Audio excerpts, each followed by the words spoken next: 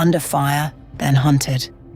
Journalist Amal Khalil runs from a strike, calls for help, waits for rescue. Another drone hits, then the house, and it's silence. Israel says it doesn't target journalists. Lebanon calls it a war crime. Ceasefire on paper, but on the ground, nothing is stopped.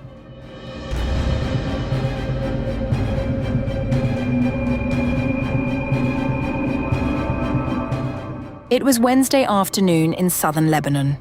Amal Khalil, a field reporter for the Lebanese newspaper Al-Akhbar, was doing what she had done for years, going where the story was.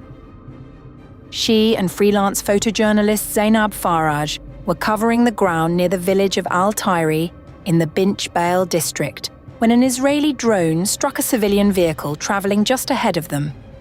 The two women ran. They hid near a tree. They called colleagues. They called the Red Cross.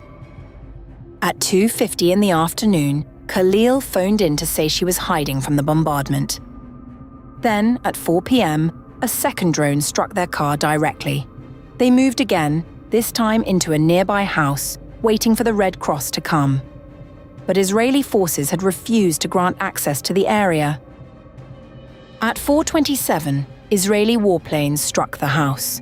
Contact with Amal Khalil was lost at that moment.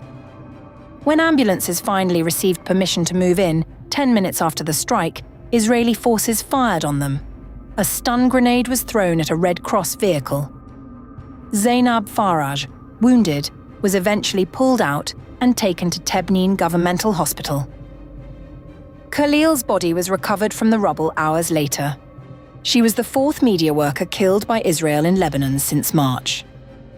The Israeli military acknowledged that 2 journalists had been injured but said, IDF does not target journalists and acts to mitigate harm to them while maintaining the safety and security of its troops. The military said its forces had identified 2 vehicles leaving a building it described as a Hezbollah military structure, and that the individuals had approached soldiers in a threatening manner. Lebanese Prime Minister Nawaf Salam went further. He posted to X saying, Targeting journalists and obstructing the access of rescue teams to them, and then the renewed targeting of those teams after they had arrived, constitute described war crimes. The killing of Amal Khalil happened against the backdrop of a ceasefire that was barely a week old. On April 16th, US President Donald Trump announced a 10-day ceasefire between Israel and Lebanon.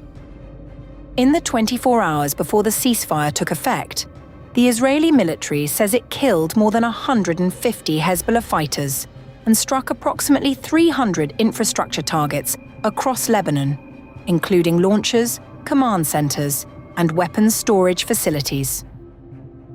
Among those killed was Ali Reza Abbas, commander of the Hezbollah unit operating in Bint Jbeil, the same southern town where Amal Khalil lost her life.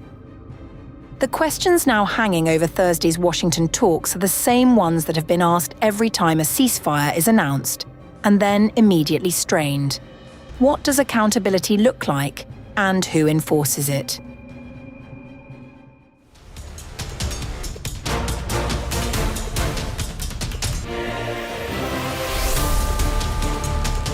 The Israeli defense minister used the country's most solemn occasion to deliver one of his sharpest warnings yet, telling Hezbollah chief Naim Qassem he would pay with his head.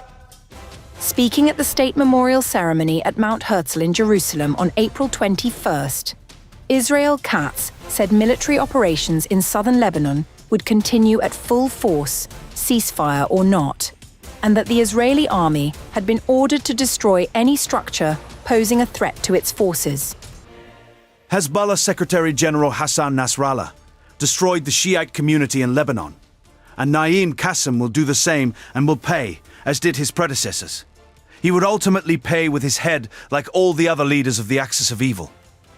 Katz also warned that the Lebanese government would also face continued military operations if it failed to meet its obligations under the ceasefire terms, and those obligations, according to Katz's own words, are for thousands of Lebanese to vacate their own homes and leave.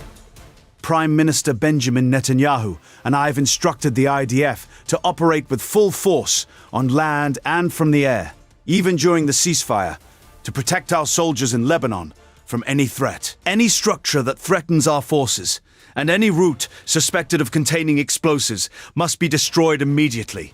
This is the goal of Operation Silver Plough in Lebanon, to remove the houses in the adjacent contact villages, near the border that served as Hezbollah terrorist outposts in every respect, and threatened Israeli communities and IDF soldiers.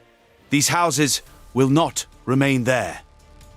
The remarks came during a 10-day ceasefire between Israel and Lebanon that came into force on April 17th, brokered by US President Donald Trump following direct talks between Lebanese and Israeli officials in Washington, the first such negotiations in decades.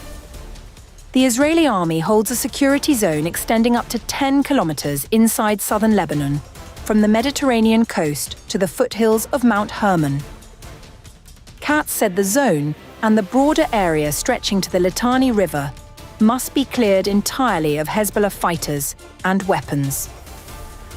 Lebanon's health ministry put the death toll from the war, which began on March the 2nd, at 2,587 as of April 21st, with more than 7,500 wounded. The ceremonies at Mount Herzl marked Israel's Memorial Day, which opened the previous evening with a nationwide siren in honor of 25,648 fallen soldiers.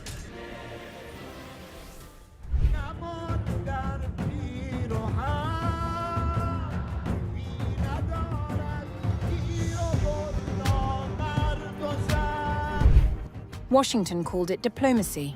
Tehran, on the other hand, calls it an ultimatum.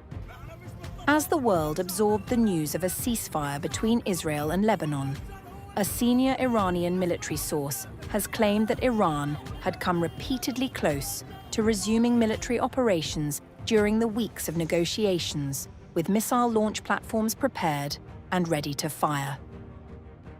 According to the source, Iran stood down on multiple occasions after receiving promises about the timing of a ceasefire in Lebanon, promises that were subsequently broken. The enemy, as usual, broke its commitments and continued its aggression against Lebanon. With much follow-up and pressure from Iran, a ceasefire in Lebanon is approved as of tonight. The source said it was only after Iran set a final deadline on the night of April 16th that movement towards a truce became real. In Tehran's telling, it was not American pressure on Hezbollah, but Iranian military pressure on Washington that forced Israeli compliance.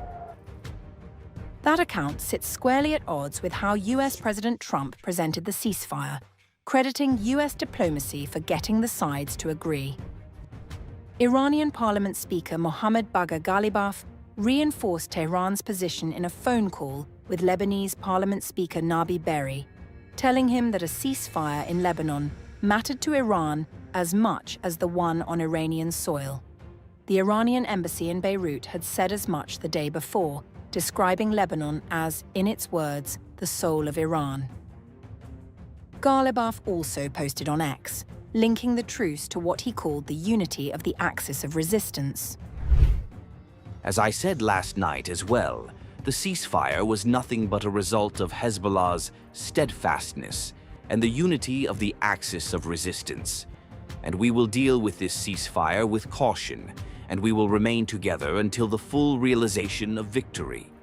I thank the mediating efforts of the State of Pakistan and General Asim Munir for endorsing this ceasefire. We are true to our pledge. Iran had been operating under a ceasefire for all or none position, tying any de-escalation in Lebanon to broader regional guarantees, with the Strait of Hormuz at the center of those conditions. Tehran also warned Washington it would be held responsible if Netanyahu moved to undermine any agreement. The guns have stopped for now. Who actually stopped them remains contested.